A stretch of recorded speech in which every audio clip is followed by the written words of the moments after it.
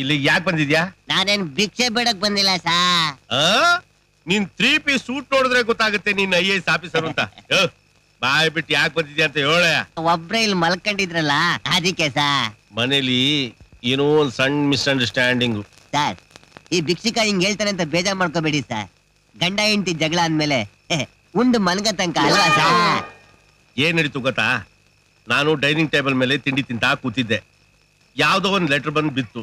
ತೆಗೆದು ನೋಡ್ದೆ, ತಳ ಬುಡ ಏನು ಅರ್ಥ ಆಗ್ಲಿಲ್ಲ. ನನ್ನ ಹೆಂಡತಿಗೆ ತೋರಿಸ್ದೆ. ಅವಳು ನೋಡ್ಬಿಟ್ಟು, ರೀ ಇದು ಅಸಾಮಿ ಭಾಷೆ ಕಣ್ರಿ, ನಾನ್ 5th ಸ್ಟ್ಯಾಂಡರ್ಡ್ ವರ್ಗೂ ಅಲ್ಲೇ ಓದಿದ್ದು, ಕೊಡಿ ಇಲ್ಲಿ ಅಂತ ಇಸ್ಕೊಂಡ್ಲು. ಇಸ್ಕೊಂಡ್ ಓದ್ತಾ ಓದ್ತಾ ಲುಕ್ ಕೊಡಕ್ ಶುರು ಆದ್ಲು.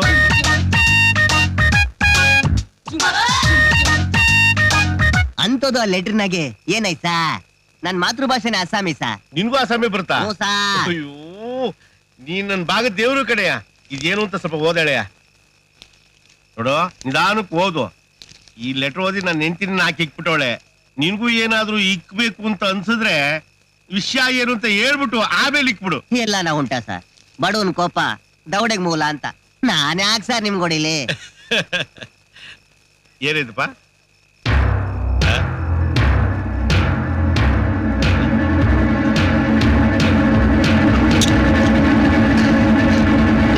ಇವ್ರು ಯಾಕೋ ಇಷ್ಟ ಕಾಣಿಸ್ತಾನಲ್ಲಪ್ಪ.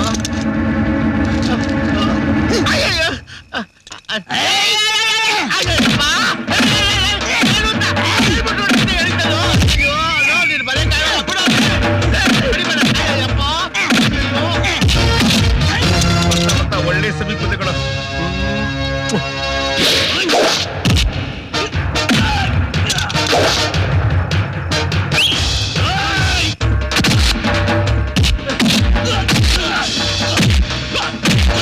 ಬರ್ತಾ ಬರ್ತಾ ನಿಮ್ದು ಸಂಘ ಐತೇನೋ ನನ್ನ ಮಗನ.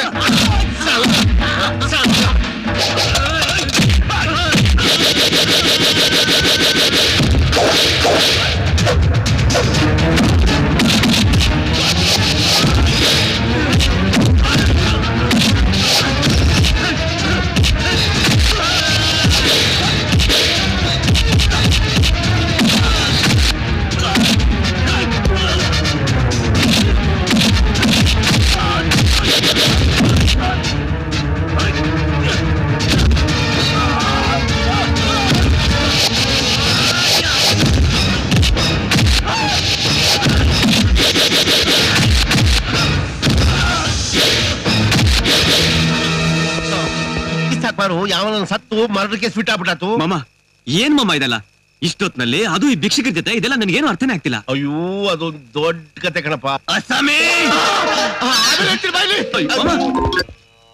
ಎಲ್ಲರ ಆತ್ಮವನ್ನ ಆಳುವ ಪರಮಾತ್ಮ, ನನ್ನ ಆತ್ಮದ ಆಂದೋಲನವನ್ನು ಅರ್ಥ ಮಾಡಿಕೊ.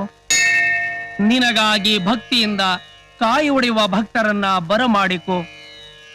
ಈ ಬತ್ತಿ ಬಸವನಿಗೆ ಯಾರಿಗಾದರೂ ಒಳ್ಳೆ ಬತ್ತಿ ಇಡುವುದಕ್ಕೆ ಸ್ಫೂರ್ತಿದಾಯಕನಾಗು. ಜೈ ಶಿವಶಂಕರ. ಶಂಭೋ ಶಂಕರ ಹರ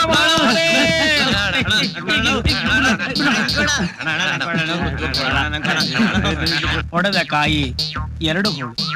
ಒಂದು ಭಾಗ ಭೀಮನ ಪಾಲು ನನಗೆ, ಇನ್ನರ್ಧ ಭಾಗ ನಿಮ್ಮೆಲ್ಲರಿಗೆ. ನಮ್ ತಾಯಣ್ಣ ಒಟ್ಟ ಏನ್ ತಿಂದ್ರೆ ಅಂತ ಉಪಾಯ ಬರ್ತದಣ್ಣ? ಅಪಾಯ ಆಗದಂತದನ್ನ ತಿನ್ನಬೇಕು. ಅದ್ಯಾವ್ದಣ್ಣ? ಏಮಿಲ್ಲ, ನಾಳೆ ಹೇಳ್ತೀನಿ. ತೆಗೆದುಕೋಕಂದ. ಇನ್ನೇನು ಮಾತಾಡಂಗಿಲ್ಲ. ಇವನು ಕೊಬ್ಬರಿ ತಿಂದ್ರೆ ಬಾಯಿ ಕೆರಿಯುತ್ತೆ, ಬಾಯಿ ಕೆರೆದ್ರೆ ಬತ್ತಿ ಇಡ್ಬೇಕು ಅನ್ಸುತ್ತೆ. ಇವತ್ತು ಇನ್ಯಾರಿಗ್ ಗ್ರಾಚಾರ ಕಾದಿದ್ಯೋ? ಏನು ಬ್ರಹ್ಮಚಾರಿ, ಸಂಸಾರಿ ಆಗೋದು ಯಾವಾಗ? ಯಾಕೆ, ಹೆಂಗೈತೆ ಮೈಗೆ? ನನ್ ಮೈಗೇನು ಇದ್ದಂಗೆ ಐತೆ. ಹೌದು, ನಾನು ನೋಡ್ತಾನೆ ಇದ್ದೀನಿ, ಏನು ಕಾಣ್ತಾನೆ ಇಲ್ಲ. ಏನ್ ಕಟ್ಟಲ್ಲ ನಿಂಗೆ? ಮದುವೆ ಆಗೋ ಲಕ್ಷಣನೇ ಕಾಣ್ತಿಲ್ಲ. ಅದಕ್ಕೆ ನಿನಗೇನೀಗ? ಉರಿತಾ ಇದೆ. ಉಪ್ಪು ಹುಳಿ ತಿನ್ನೋ ದೇಹ ದಗ್ದಗ ಅಂತ ಉರಿತಾ ಇದೆ. ಹೌದು, ಇಷ್ಟೊತ್ತಿಗೆ ಮದ್ವೆ ಆಗಿದ್ದಿದ್ರೆ 3-4 ಮಕ್ಳು ಆಗ್ತಿತ್ತು. ಅಯ್ಯಯ್ಯ, ಯಾವ ನನ್ಗ ಬೇಡ ಅಂದನು? ಆಗು ಹೋಗು. ನಾನ್ ಹೇಳಿದ್ದು ನಿನಗೆ. ಯಾಕೆ, ಬೆಳಗಿನ ಸಿಗ್ಲಿವ ನಿಂಗೆ? ಬತ್ತಿಡೆ ಖುಷಿನೇ ಸಿಗ್ತಾ ಇಲ್ವಲ್ಲ? ಅದೇನ್ ಮಾಡ್ತೀಯೋ ನೋಡೇ ಬಿಡ್ತೀನಿ.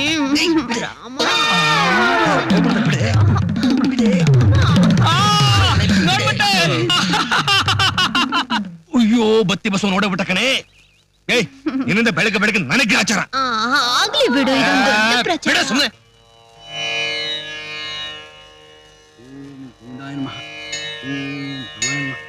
ಬತ್ತಿ ಇಡಕ್ ಒಳ್ಳೆ ವಿಷಯ ಸಿಕ್ಕ ಗೋವಿಂದ. ಯಾರಿಗ್ ಬತ್ತಿ ಇಡಕ್ ಓಡೋಗ್ತಾ ಇದೆಯೋ ಬತ್ತಿ ಬಸವ? ನಾನು ಓಡೋಗ್ತಾ ಇಲ್ಲಪ್ಪ, ನಡ್ಕೊಂಡು ಹೋಗ್ತಾ ಇದ್ದೀನಿ. ನನ್ಗೆ ಡೋಸ ಗೋವಿಂದ. ಇವತ್ ಶುಕ್ರವಾರ ಇಬ್ರು ದೇವಸ್ಥಾನಕ್ಕೆ ಹೋಗಿದ್ರಿ ಅಂತ ಕಾಣಿಸುತ್ತೆ. ಕಾಯಿಗೆ ಹೊಡಿಯಲ್ವಾ? ಸದಾಶಿವನ್ಗೆ ಅದೇ ಜ್ಞಾನ ಅಂತಾರಲ್ಲ. ಹೊಡಿಬೇಡ ಮೋನು. ಹೌದು, ಬತ್ತಿ ಇಡಕ್ಕೆ ಏನು ವಿಷಯ ಸಿಕ್ಲಿಲ್ಲ ಅಂತ ಕಾಣುತ್ತೆ. ಅದಕ್ಕೆ ಅಪ್ಸೆಟ್ ಆಗಿದ್ಯಾ ಗೋವಿಂದ ಅಲ್ವಾ? ಅದು ಈ ಬತ್ತಿ ಬಸವನ್ಗೆ ಈ ಊರಲ್ಲಿ ಬತ್ತಿ ಇಡಕ್ಕೆ ವಿಷಯ ಸಿಗಲ್ವಾ? ಇದ್ದಿದ್ರೆ ಹೇಳ್ತಿದ್ದೆ. ಇದೆ, ಆದ್ರೆ ನಮ್ಮ ಹೆತ್ತ ತಾಯಿ ಆಣೆಗೂ ಹೇಳಕ್ಕೆ ನಿನ್ನ ಹತ್ರ ವಿಷಯ ಏನ್ ಲೇದು. ನಮ್ಮ ಶಾಂತಾದೇವಿ ಮಗ ರಾಮಣ್ಣನು ಆ ರಂಗಿ ಅವ್ರ ಹೊಲ್ದ ಬಣವೆ ಹತ್ರ ಇಬ್ರು ಚಕ್ಕಂದ ಆಡ್ತಿದ್ದಣ್ಣ. ನಾನೇ ನನ್ನ ಕಣ್ಣಾರ ನೋಡ್ದೆ. ಆದ್ರೆ ಯಾರಿಗೂ ಹೆಂಗೆ ಈಗಿನ ಮಗನಂಗೆ ಈಗ ನೀನೇ ಹೇಳಿದ್ಯಲ್ಲೋ. ನಾನು ಹೇಳದ್ನ?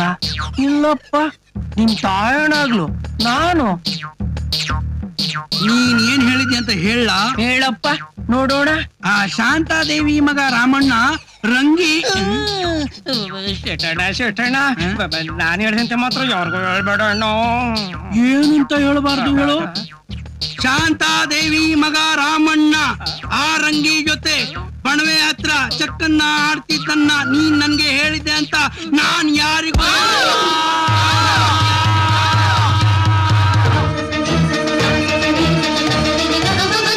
ನಮಸ್ತೆ. ನಾನು ಹೇಳಿದ್ ಕೇಳಿಸ್ತಿಲ್ವಾ?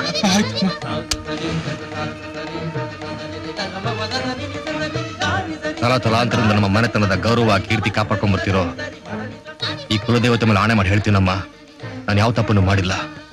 ಏನಂದ್ಕೊಂಡಿರೋಷ್ಟು ಕೆಳಮಟ್ಟಕ್ಕೆ ಈ ರಾಮ ಯಾವತ್ತೂ ಇಳಿಯೋಲ್ಲಮ್ಮ.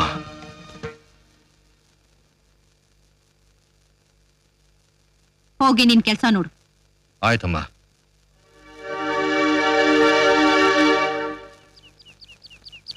ಬತ್ತಿ ಹಿಡದೆ ಹೋದ್ರೆ ಒಟ್ಟಿಗೆ ಹತ್ತಿ ತಿನ್ನಂಗ ಆಯ್ತದೆ ಅಂತ ಇವ್ರಿಗೆ ಹೆಂಗ್ ಗೊತ್ತಾಗ್ಬೇಕು?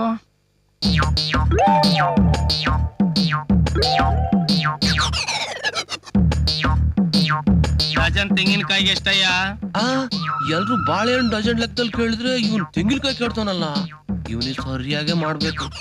ಯೋ, ಹಂಗೆಲ್ಲ ತೆಂಗಿನಕಾಯಿ ಡಜನ್ ಲೆಕ್ಕದಲ್ಲಿ ಕೊಡಕ್ ಆಗಲ್ಲ, ಏನಿದ್ರು ಕೆಜಿ ಲೆಕ್ಕದಲ್ಲಯ್ಯ. ತಲೆಗೆಲೆ ಕೆಟ್ಟಿದ್ಯಾ ಹೆಂಗೆ? ಯಾವನಾರ ತೆಂಗಿನಕಾಯಿನ ಕೆಜಿ ಲೆಕ್ಕದಲ್ಲಿ ಮಾರ್ತಾನ? ಕಾಯ್ನ ನೀನ್ ಡಜನ್ ಲೆಕ್ಕದಲ್ಲಿ ಕೇಳಿದ ಮ್ಯಾಕೆ ನಾನು ಕೆಜಿ ಲೆಕ್ಕದಲ್ಲಿ ಹೇಳಿದ್ರೆ ತಪ್ಪೇನು? ನನಗೆ ಗೊತ್ತಿಲ್ದಂಗೆ ಇವ್ ನನಗ ಇಲ್ಲ ನಮ್ಮ ಅಪ್ಪನ್ಗ? ಏನ್ ನನಗೆ ಬತ್ತಿ ಇಡ್ತೀಯಾ? ಏನಿಲ್ಲ, ಇದು ಕೆಜಿಗೆ 12 ರೂಪಾಯಿ, ಕೆಳಗಡೆ ಇರೋದು 9 ರೂಪಾಯಿ. ಸರಿ, ಹಾಳಾಗಿ ಹೋಗ್ಲಿ. 7 ರೂಪಾಯಿ ಕೆಜಿ ಮಾಡ್ಕೊಂಡು ಕೆಳಗಡೆ ತೆಂಗಿನಕಾಯಿ ಕೊಡು. ಕರ್ಮ ಕರ್ಮ. ಅಮ್ಮ ಅಮ್ಮ, ಎಲ್ಲಾದ್ರೂ ಒಬ್ರು ಕಾಣ್ತಾ ಇಲ್ವಲ್ಲ? ಅಮ್ಮ, ಏನು ಇಷ್ಟು ಖುಷಿಯಾಗಿ ಬರ್ತಾ ಇದೆಯಾ? ನ್ಯಾಷನಲ್ ಲೆವೆಲ್ ಮ್ಯೂಸಿಕ್ ಕಾಂಪಿಟೇಷನ್ ಅಲ್ಲಿ ನನಗೆ ಹಾಡಕ್ಕೆ ಚಾನ್ಸ್ ಸಿಕ್ಕಿದೆ ಅಣ್ಣ. ಹೌದಾ? ಚಾನ್ಸ್ ಸಿಕ್ಕಿದ್ಯಾ? ಬರ್ಬೇಕಾಗಿಲ್ಲ. ಹೌದು. ಏನ್ರದು? ಏನಿಲ್ಲ, ನೀನೇ ಹೇಳು. ಅಮ್ಮ, ನನ್ನ ಗುರಿ ನಿನ್ನ ಆಸೆ ಎರಡು ಆ ದೇವರಿಗೆ ತಲುಪ್ತು ಅಂತ ಕಾಣಿಸುತ್ತೆ. ಏನೋ ಅದು? ನ್ಯಾಷನಲ್ ಲೆವೆಲ್ ಮ್ಯೂಸಿಕ್ ಕಾಂಪಿಟೇಷನ್ ಅಲ್ಲಿ ನನಗೆ ಹಾಡೋದಕ್ಕೆ ಅವಕಾಶ ಸಿಕ್ಕಿದೆ. ಹೌದಾ? ಚಿಕ್ಕ ಮಗಂದ್ರೆ ಏನ್ ಪ್ರೀತಿ, ಏನು ಮಮತೆ. ಅಮ್ಮ, ಇದಕ್ಕೆಲ್ಲ ಕಾರಣ ಯಾರು ಗೊತ್ತಾ? ಯಾರು? ನಮ್ ಗುರುಗಳು, ಅದೇ ಮ್ಯೂಸಿಕ್ ಗುರುಗಳು.